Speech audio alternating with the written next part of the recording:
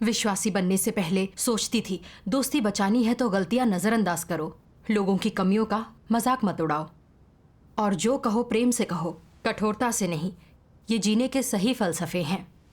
मैंने कभी लोगों की कमियों पर ध्यान नहीं दिया। कथनी और करनी में मैं हमेशा दूसरों की भावनाओं का ध्यान रखती थी। दोस्त और सहपाठी मुझे पसंद करते थे। हर किसी के साथ घुल मिलकर मैं काफ़ी खुश थी। आस्था रखने के बाद भी मैंने यही नज़रिया बनाए रखा। मैंने भाई बहनों की किसी भी समस्या पर कभी उंगली नहीं उठाई। अगर कोई अपनी भ्रष्टता से कलीसिया को नुकसान पहुंचा रहा होता, उसे देखकर भी मैं चुप ही रहती थी। मुझे लगता था जैसे दूसरों के प्रति सहनशील और स्नेही होकर मैं एक नेक इंसान हूं। परमेश्वर से न्याय और ताड़ना मिलने के बाद मैंने जाना कि मेरे प्रेम के पीछे मेरे बुरे इरादे छुपे हुए थे। मैंने देखा कि मैं नेक इंसान बिल्कुल भी नहीं थी, बल्कि मैं नेक इंसान के वेश में स्वार्थी, नीच और कपटी थी। परमेश्वर के न्याय और ताड़ना से ही मैं एक नेक इंसान होने के सिद्धांतों को जान पाई। परमेश्वर का धन्यवाद। परमेश्वर का धन्यवाद। फिर क्या हुआ? अपना अनुभव मुझे बताइए। हाँ, मैं जुलाई 2018 में कलीसिया की अगुवा बन गई थी। मैंने देखा कि वीडियो प्रोडक्शन वाली बहन लियू लापरवाह है और हमेशा काम से मुंह चुराती है। वो गैर जिम्मेदार है। एक सभा में मैंने परमेश्वर के कुछ वचन ढूंढकर सरल सहभागिता की। तब उसने माना कि वो लापरवाह थी और अब बदलना चाहती है, लेकिन वो बदली नहीं, लापरवाह ही रही। उसे एहसास नहीं हुआ होगा कि ये कितनी गंभीर समस्या है। आपकी बात सही है। उस वक्त मैंने सोचा कि उसे काम के लिए अपना रवैया बदलना होगा, वरना उसकी कुशलता पर असर पड़ेगा और वो जीवन प्रवेश नहीं कर पाएगी। मुझे उसकी हालत और बर्ताव को उजागर करना चाहिए, लापरवाही के नतीजों के बारे में बताना चाहिए, ताकि वह गंभीरता को समझे और समय रहते बदले। हाँ, मगर फिर मैंने सोचा, अगर मैंने कमियां बताई तो क्या वो स्वीकार कर पाएगी, या वो सोचेगी कि मैं उसके लिए मुश्किलें खड़ी कर रही हूँ। अगर वो नाराज होकर मेरे खिलाफ हो गई तो उसके साथ रिश्ता मुश्किल हो जाएगा। चलो छोड़ो, मैं सीधे सीधे उसे सब कुछ नहीं बताऊंगी। मैं बस थोड़ी सी चर्चा कर दूंगी और वो खुद समझ जाएगी। इस तरह उसे शर्मिंदा नहीं होना पड़ेगा और हमारा रिश्ता भी बचा रहेगा। फिर मैंने ये कहते हुए बात को टाल दिया, अगर लापरवाही कायम रहे तो हम अपना कर्तव्य अच्छे से नहीं निभा पाएंगे। समझना होगा कि कर्तव्य निभाने का यह अवसर अनमोल है। ये कानों को सुहाता है, मगर क्या वह अपनी कमी को पहचान पाई? नहीं, वो लापरवाही से अपना काम करती रही, जिससे हमारा वीडियो प्रोडक्शन का काम तो रुका ही, दूसरे भाई बहनों पर भी इसका गलत असर पड़ा। बाकी लोग वक्त पर करने की बजाय काम धीरे धीरे करने लगे। वो कड़ी मेहनत करने के लिए तैयार नहीं थे। एक बहन द्वारा निपटान किए जाने पर भी वो नहीं पछताई। इससे मैं थोड़ी परेशान हो गई। मैंने सोचा, बहन लियू बड़ी लापरवाह है, ना वो बदल रही है, ना काम अच्छी तरह कर पा रही है। सिद्धांत अनुसार उसे बर्खास्त करना चाहिए। पर अगर मैंने ऐसा किया तो वो कह सकती है कि मेरे अंदर प्रेम या सब्र नहीं है, मुझ में इंसानियत नहीं है। काफ़ी सोचने के बाद बहन लियू को बर्खास्त करने के बजाय मैंने तय किया उसे कोई और काम दे दिया जाए। इस तरह वो मुझसे नाराज़ नहीं होगी और मुझे एक स्नेही इंसान समझेगी। बर्खास्त करने से बहन लियू नकारात्मक और निराश होने के बहाने से मैंने उसे वीडियो फुटेज जमा करने का काम दिया। मगर चूंकि उसे खुद की कोई असली समझ नहीं थी, वो अपने नए काम में और भी लापरवाह हो गई। वह तो धार्मिक कार्यों और प्रार्थना में ढीली पड़ने लगी। गैर जिम्मेदार होने के कारण उसकी फुटेज बेतरतीब थी। किसी दूसरे व्यक्ति से उसे ठीक कराना पड़ा। एक बार तो उसने गलती से बहुत अहम फुटेज मिटा डाले। ओह, इससे तो काम ही रुक जाएगा। बेशक। जब मेरी अगुआ को पता चला तो उसने सत्य पर अमल ना करने की बजाय अपने रुतबे को बचाने के लिए मेरा निपटारा किया, जिससे कलीसिया के काम पर असर पड़ा था। यह सुनकर मेरा तो दिल बैठ गया। मैंने परमेश्वर के वचनों का एक अंश पढ़ा, जिससे मुझे वैसे काम करने की प्रकृति समझ आई। इसे मैं पढ़ती हूँ। ठीक है। ज्यादातर लोग सत्य का अनुसरण और अभ्यास करना चाहते हैं, लेकिन अधिकतर समय उनके पास ऐसा करने का बस संकल्प ही होता है। उनके अंदर सत्य का जीवन नहीं होता।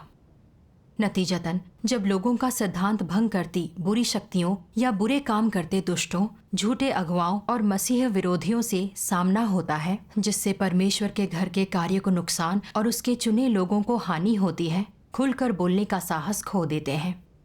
जब साहस ना बचे तो इसका क्या अर्थ है कि तुम डरपोक हो या व्यक्त करने में अक्षम हो, या फिर समझ नहीं पाते तो तुम बोलने का साहस नहीं करते। इनमें से कोई नहीं। बात यह है कि तुम कई प्रकार के भ्रष्ट स्वभावों के काबू में हो। एक स्वभाव है कुटिलता। तुम सबसे पहले अपनी सोचते हो, अगर मेरे कुछ कहने से मुझे क्या फ़ायदा होगा? अगर मेरे बोलने से कोई नाराज़ हो गया तो हमारा तालमेल कैसे बैठेगा? यह कुटिल मानसिकता है ना? क्या यह कुटिल स्वभाव के कारण नहीं है? एक अन्य स्वभाव है स्वार्थी और दुष्ट। तुम सोचते हो, परमेश्वर के घर के नुकसान का मुझसे क्या संबंध? मैं क्यों परवाह करूं? इसके बारे में कुछ देख सुनकर भी कुछ करने की ज़रूरत नहीं। यह मेरी जिम्मेदारी नहीं है। मैं कोई अगुआ नहीं हूं। इस तरह की चीज़ें तुम्हारे अंदर हैं, जैसे वे तुम्हारे अवचेतन मस्तिष्क से बाहर निकल आई हों, जैसे उन्होंने तुम्हारे हृदय में स्थायी जगहें बना रखी हों। ये मनुष्य के भ्रष्ट शैतानी स्वभाव हैं। ये भ्रष्ट स्वभाव तुम्हारे विचारों को नियंत्रित करते हैं और तुम्हारे हाथ पैर और जुबान बंद कर देते हैं। जब तुम अपने विचारों को बोलना चाहते हो लेकिन बोल नहीं पाते, बोला भी तो अप्रत्यक्ष रूप से बोलते हो, खुद को गुंजाइश देते हो। तुम साफ नहीं बोलते, तुम्हारे श्रोता द्रवित नहीं होते, तुम्हारे शब्द असर नहीं करते। तुम मन ही मन सोचते हो, अच्छा है मैंने बोल लिया, मैंने अपनी जिम्मेदारी पूरी कर दी। सच्चाई यह है कि तुम अपने हृदय में जानते हो कि जो कहना चाहिए था वो तुमने नहीं कहा। तुमने जो कहा उसका कोई असर नहीं पड़ा, और परमेश्वर के घर के कार्य का अहित वैसा ही है। तुमने अपनी जिम्मेदारी पूरी नहीं की, फिर भी तुम खुल्लम खुल्ला इसका दावा करते हो। कहते हो जो हो रहा था वह समझ न पाए। क्या तुम पूरी तरह अपने भ्रष्ट शैतानी स्वभाव के वश में नहीं हो? आमीन। आमीन। आमीन। परमेश्वर के वचनों ने मेरा स्वार्थी स्वभाव जैसे उजागर किया, उससे मुझे बड़ी शर्मिंदगी हुई। मैंने देखा कि बहन लियू लापरवाह है और कई बार बताने पर भी उसने खुद को नहीं बदला। वो मुझे दयालु नहीं कहेगी, इस डर से मैंने उसकी कमियों की तरफ इशारा भर कर दिया ताकि मैं उसके दिल में अपनी छवि को बचा सकूं। इससे बहन लियू को कोई फ़ायदा नहीं हुआ और वीडियो प्रोडक्शन के काम में देर हो गई। सिद्धांतों के अनुसार तो उसे बर्खास्त करना था, मगर मैं एक नेक स्नेही इंसान दिखना चाहती थी, इसलिए मैंने ऐसा नहीं किया। इसके बजाय मैंने उसे फुटेज का काम सौंपा, जिससे कलीसिया के काम को नुकसान पहुंचा। लगा कि दूसरों के दिलों में अपने रुतबे के लिए उन्हें बुरी स्थिति में रखकर कलीसिया के हितों को नुकसान पहुंचा रही थी। यह नेक इंसान होना कैसे हुआ? ये तो स्वार्थ, नीचता, कपट और दुष्टता है। इससे परमेश्वर को घृणा क्यों नहीं होगी? फिर हमने बहन लियू को फौरन बर्खास्त कर दिया। परमेश्वर के वचनों पर सहभागिता कर उसके बर्ताव को उजागर किया। कुछ समय बाद सत्य की खोज करके उसे कुछ आत्मज्ञान मिला और वो खुद को बदल पाई। परमेश्वर का धन्यवाद। वह फिर से काम पर लौट आई और एक टीम की प्रभारी बन गई। परमेश्वर का धन्यवाद। उसके बारे में ऐसी खबर सुनकर मुझे बहुत खुशी मिली, मगर शर्मिंदगी और पछतावा भी हुआ। पहले मैं सत्य पर अमल ना करके सिर्फ अपना रुतबा बचाने में लगी थी, जिससे जीवन में उसकी प्रगति रुक गई और परमेश्वर के घर के काम को भी क्षति पहुंची। ये वाकई बहुत बुरा था। तब से मुझे पता चल गया कि मैं सबको नुकसान पहुंचाकर एक खुशामदी इंसान नहीं बन सकती। सही बात है। पर जब मैंने सत्य का अभ्यास किया तो खुद को भ्रष्टता से बाधित पाया। अक्टूबर 2020 में मुझे एहसास हुआ कि बहन लिन को काम में अच्छे नतीजे नहीं मिल रहे थे, क्योंकि उसमें काबिलियत की कमी थी। इसीलिए मैं उसे दूसरा काम सौंपने वाली थी। फिर मैंने देखा कि वह बहुत अहंकारी है और असहमत होने पर सिद्धांत खोजने के बजाय चाहती थी कि सभी लोग उसकी बात सुने। मैंने सोचा, अहंकारी स्वभाव हल न होने पर वह दूसरों के साथ काम नहीं कर पाएगी और अपने किसी कर्तव्य में अच्छा नतीजा नहीं दे पाएगी। यह उसके या परमेश्वर के घर के काम के लिए अच्छा नहीं होगा। उसकी इस समस्या के बारे में मुझे उससे बात करनी चाहिए। बेशक। लेकिन बाद में अपनी सहभागिता में मैंने कहा, तुम्हें जानने के बाद मुझे पता चला कि तुम्हें अहंकार की समस्या है। तुम दूसरों के साथ ठीक से काम नहीं करती, इससे काम के नतीजे खराब होते हैं। इसके बारे में तुम क्या सोचती हो? मेरे मुंह से यह बात सुनते ही बहन लिन ने उदास होकर कहा, इसका मतलब है कि मैं कोई भी काम अच्छे से नहीं कर पाऊंगी। मुझे कुछ समय आत्मचिंतन करना होगा। ये बात सुनकर मैंने सोचा, सबसे पहले तो उसकी हालत बहुत अच्छी नहीं है।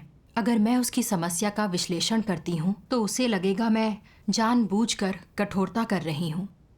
वो मुझे निष्ठुर और कठोर मानेगी। उसके मन में मेरी छवि खराब हो जाएगी। मैंने सोचा, घुमाकर बात करूँगी, उसका हौसला बढ़ाऊँगी। संक्षेप में बात करना ही काफ़ी होगा। विचार करने के बाद शायद वो खुद को बदल सके। इससे उसे अधिक बुरा भी नहीं लगेगा और वो मुझे एक स्नेही, सहनशील कलीसिया अगुआ के तौर पर देखेगी। इसलिए मैंने अपना लहजा बदलकर उसे दिलासा दिया, काम में यह बदलाव भी परमेश्वर का प्रेम है। तुम खुद को बदलने की कोशिश जारी रख सकती हो। जब अहंकार थोड़ा कम हो तो तुम सिंचन के काम में वापस आ सकती हो। हमें इस पर विचार करना होगा। फिर मैंने दिलासा देने वाले वचन ढूंढकर सहभागिता की। उसके चेहरे से चिंता की लकीरें गायब हो गईं। उसने कहा कि अब से वो अपना कर्तव्य अच्छे से निभाना चाहती है। अब वो नकारात्मक नहीं रही, मगर क्या वो अपनी कमी को समझ पाई? घर आकर मैं भी यही सोच रही थी। मैंने सोचा, इस तरह दिलासा देने से उस वक्त वो नकारात्मक नहीं रही, मगर क्या उसने अपना भ्रष्ट स्वभाव समझा? क्या उसके काम में बदलाव से उसे खुद को बदलने की कोई प्रेरणा मिलेगी? कुछ दिनों में वो दूसरे काम में लग जाएगी। अगर वही समस्या दोबारा सामने आ गई तो क्या उसके काम पर सीधा असर नहीं पड़ेगा? मैं सहज महसूस नहीं कर रही थी, इसलिए मैंने अपने साथ काम करने वाली बहन फैंग से पूछा। उसने कहा, बहन लिन को अपने भ्रष्ट स्वभाव की वास्तविक समझ नहीं है। कलीसिया के काम को उसकी वजह से हुए नुकसान का उसे पछतावा नहीं है। उसके काम करने से इनकार करने पर आपने दिलासा दिया, मगर आपने उसके अहंकार और दूसरों के साथ ठीक से काम न कर पाने की जड़ पर सहभागिता नहीं की। इससे तो वो आत्मचिंतन नहीं कर पाएगी। हाँ, बिल्कुल सही कहा आपने। बहन फैंग ने आगे कहा, इस दौरान जब से आपको जाना है, मुझे आप दाई माँ जैसी लगी हैं। दाई माँ? ये सुनकर मुझे समझ नहीं आया कि मैं हंसूं या रोऊं। मैंने सोचा, वो मुझे ऐसा कैसे समझ सकती है। मुझे उलझन में देखकर उसने फौरन अपनी बात समझाई। जब भी भ्रष्टता के कारण किसी भाई बहन के काम पर असर पड़ता है तो आप उन्हें दिलासा देती हैं, उन्हें उजागर करने के लिए हिम्मत नहीं करती, और इससे उनके जीवन में कोई फायदा नहीं होता। मैंने कई कलीसिया अगुवाओं के साथ काम किया है, लेकिन आपकी जैसी अगुवा नहीं देखी। यह बात सुनकर आपको काफी दुख हुआ होगा। बिल्कुल, लेकिन उसने एक ऐसी चीज की ओर मुझे ध्यान दिलाया जो हमेशा से मेरी समस्या रही है। इसने मुझे पहले की एक घटना की याद दिला दी। एक और बहन ने पहले मेरी इस समस्या की ओर ध्यान दिलाया था। उसने कहा, मैं कुछ समय से आपके साथ काम कर रही हूँ, लेकिन आपने मेरी किसी भी कमी का जिक्र नहीं किया। इस बारे में आपने कभी मेरी मदद नहीं की। मेरे बारे में इन दो बहनों के आकलन ने वाकई मेरे दिल को चीर दिया। ये बात सही थी, मैं अरसे से दूसरों के साथ काम कर रही थी, पर मैंने कभी ऐसा कुछ नहीं दिया जिससे उन्हें मदद मिली हो। मैं हमेशा भाई बहनों की किसी भी कमी पर उनका ध्यान दिलाने से क्यों डरती रही। मैंने परमेश्वर से प्रार्थना की, परमेश्वर, मैं लोगों की नाराज़गी से डरकर उन्हें कमियां नहीं बताती, चुप रह जाती हूँ। इस तरह लोग कुछ भी नहीं सीख पाते। परमेश्वर, मैं इस तरह की इंसान नहीं बनना चाहती, मगर मैं इस समस्या को कैसे सुलझाऊं? मुझे राह दिखाओ ताकि मैं खुद को जान सकूं। फिर मैंने परमेश्वर के वचनों का एक अंश पढ़ा जिसमें मसीह विरोधियों को उजागर किया गया है। मुझे इससे मदद भी मिली। मैं इसे पढ़कर सुनाती हूँ। बढ़िया। कुछ कलीसियाई अगुआ कर्तव्य में लापरवाही दिखाने वाले भाई बहनों को डांटते नहीं, हालांकि उन्हें ऐसा करना चाहिए। परमेश्वर के घर के हितों को हानि पहुंचते देख वे आंखें मूंद लेते हैं ताकि किसी का अपमान न हो। उनका उद्देश्य दूसरों की कमजोरियों का लिहाज करना नहीं है। वे अपने मन को जानते हैं।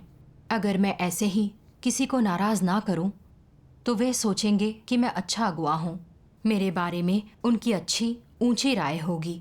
वे मेरा समर्थन करेंगे। परमेश्वर के घर के हितों को चाहे जितनी क्षति पहुंची हो और उसके चुने लोगों का जीवन प्रवेश जितना भी बाधित हो या कलीसिया का उनका जीवन चाहे जितना अधिक अशांत हो, ऐसे लोग शैतानी फलसफे पर अड़े रहते हैं। उनके दिल में आत्मधिक्कार का भाव नहीं आता। बहुत हुआ तो यूं ही किसी बात का जिक्र कर देते हैं। वे ना तो सत्य की संगति करते हैं, ना ही समस्या का सार बताते हैं। वे ना तो लोगों की दशा का विश्लेषण करते हैं, ना उन्हें सत्य में ले जाते हैं, ना ही वो बतलाते हैं कि परमेश्वर की इच्छा क्या है या लोग अक्सर किस तरह के भ्रष्ट स्वभाव प्रकट करते हैं। वे इन व्यवहारिक समस्याओं को हल नहीं करते, बल्कि वे लोगों की कमजोरी और नकारात्मकता में लिप्त रहते हैं। वे इन लोगों के व्यवहार को बिना निशानदेही के जाने देते हैं। और ठीक इसीलिए कि वे ऐसा करते हैं, अधिकांश लोग सोचने लगते हैं हमारा अगुआ तो हमारे लिए माँ जैसा है। हमारी कमजोरियों के प्रति उनमें परमेश्वर से कहीं ज्यादा समझबूझ है।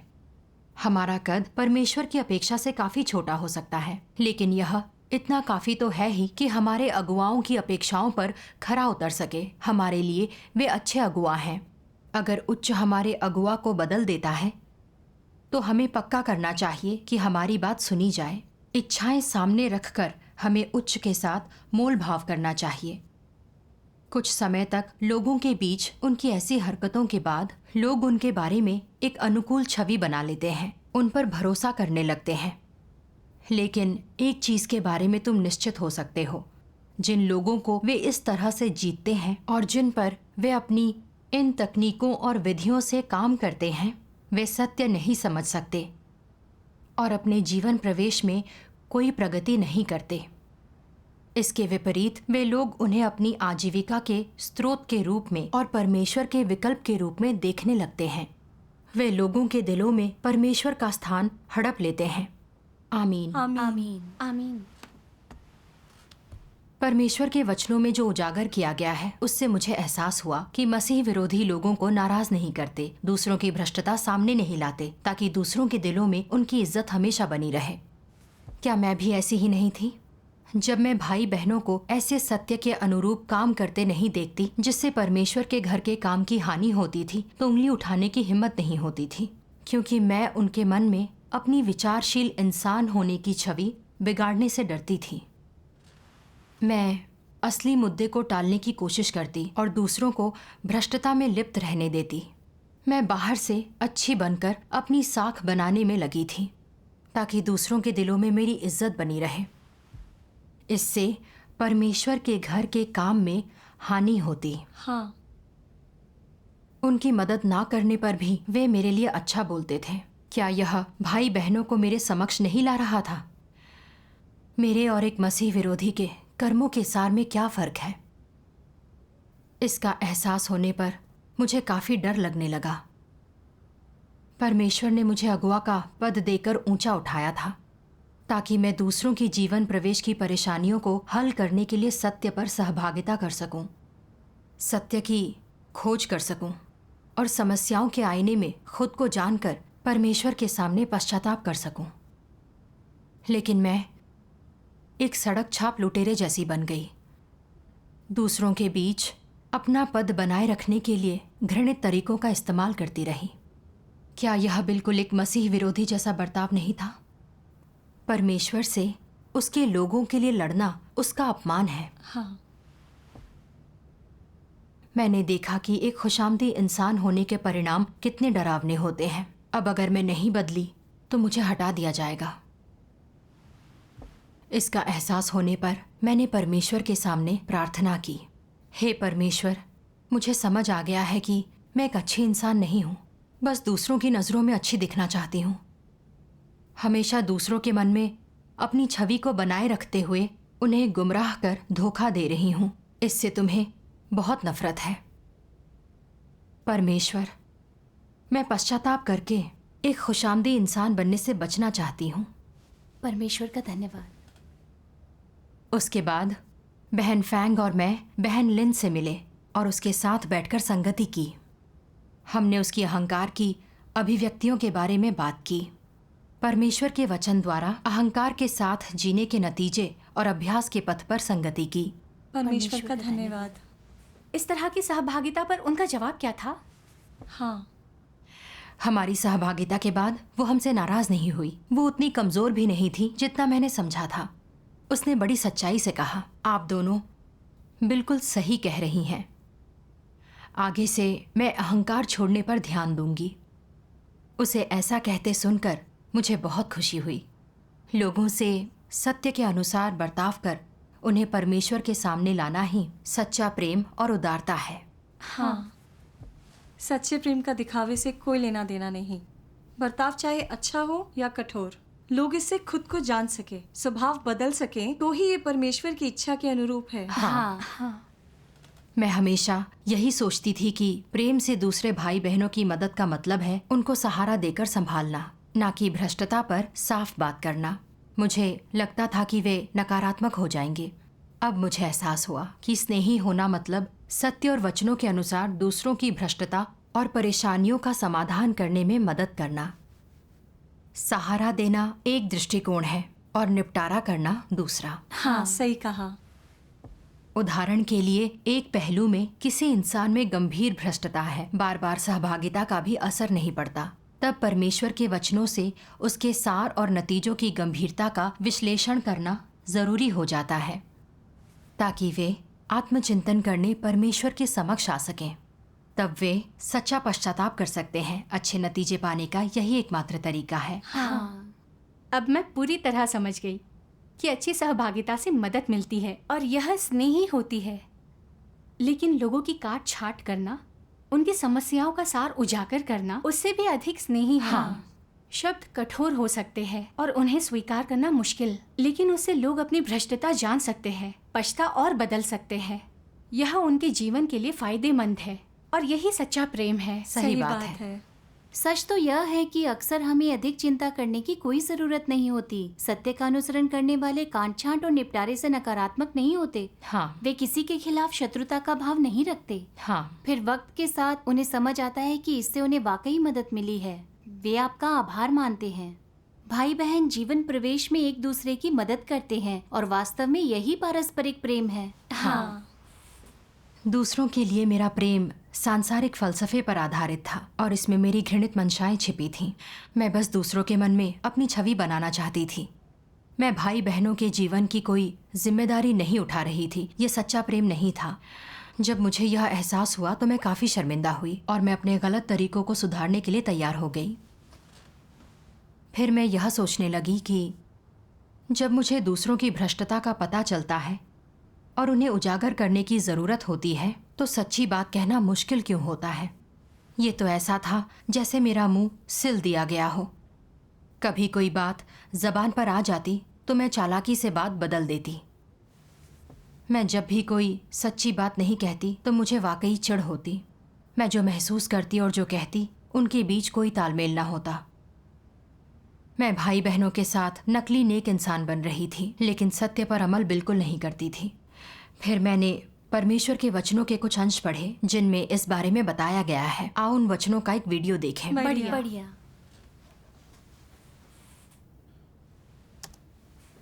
सर्वशक्तिमान परमेश्वर कहते हैं, तुम सभी सुशिक्षित हो, तुम सभी अपनी बोली में परिष्कृत और संतुलित होने पर ध्यान देते हो और बोलने के तरीके पर भी ध्यान देते हो।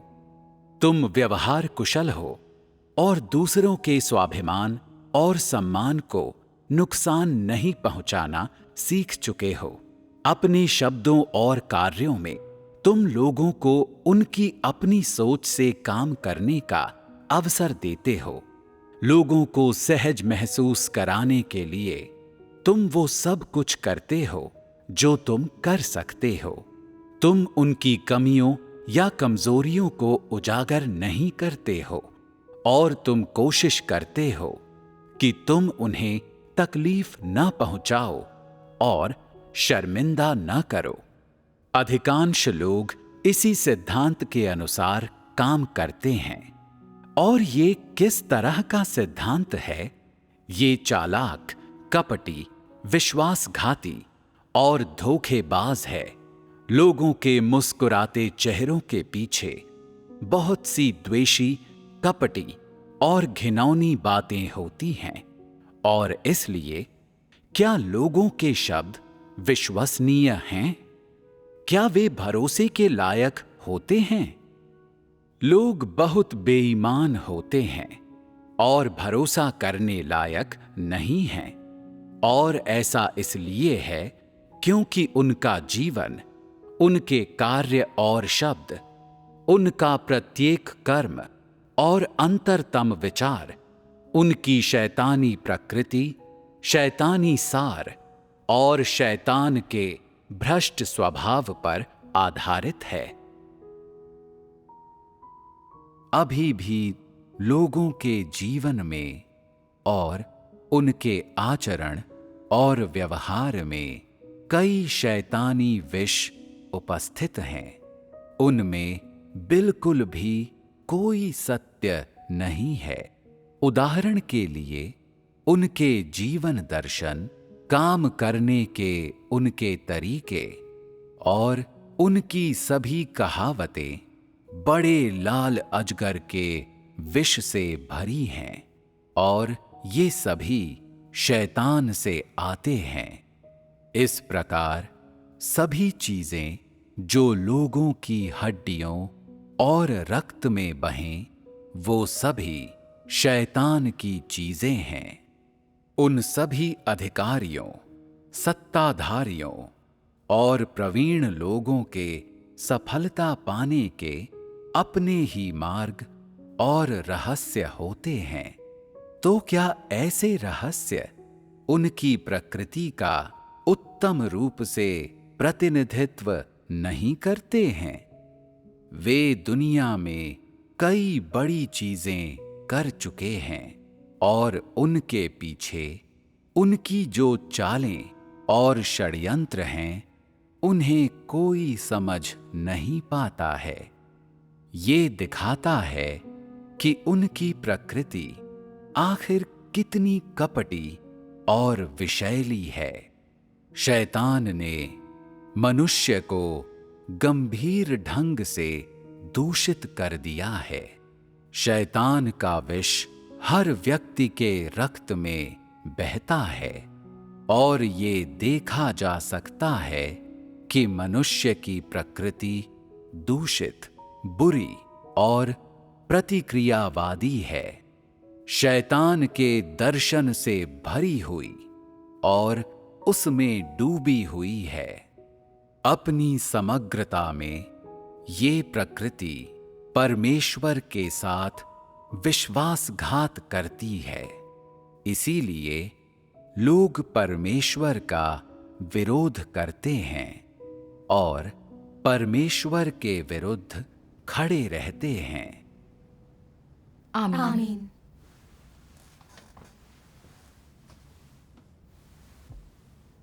परमेश्वर के वचनों के प्रकाशन से मैंने सीखा कि भाई बहनों की भ्रष्टता को उजागर ना करने का कारण मेरा शैतानी विषयों में काबू में होना था। मैंने इन बातों पर विचार किया। हर व्यक्ति अपनी सोचे बाकियों को शैतान ले जाए। दोस्तों की गलतियों पर खामोश रहने से दोस्ती लंबी होती है। लोगों की कमियों का मजाक नहीं उड़ाना चाहिए। आप बोलने से पहले सोचें और फिर आत्मसंयम के साथ बात करें। मैं इन शैतानी फलसफों के अनुसार जी रही थी। मैं हमेशा अपनी इज्जत को बचा रही थी। मैं शैतान के इन नियमों के अनुसार जीती रही। किसी को नाराज किए बिना अपने संबंधों को प्यार से संजोती रही, यह सोचकर कि इस तरह मैं अपनी साख कायम रखूंगी, दूसरों के दिलों में जगह बनाऊंगी। मैं शैतान के इन विषयों के काबू में थी। समस्याओं का सामना होने पर मैं अपने नाम और रुतबे की सोच रही थी। अगर मुझे लगता कि मेरी निजी छवि को नुकसान पहुंचने की संभावना है तो मैं परमेश्वर के घर के हितों को दरकिनार कर देती थी।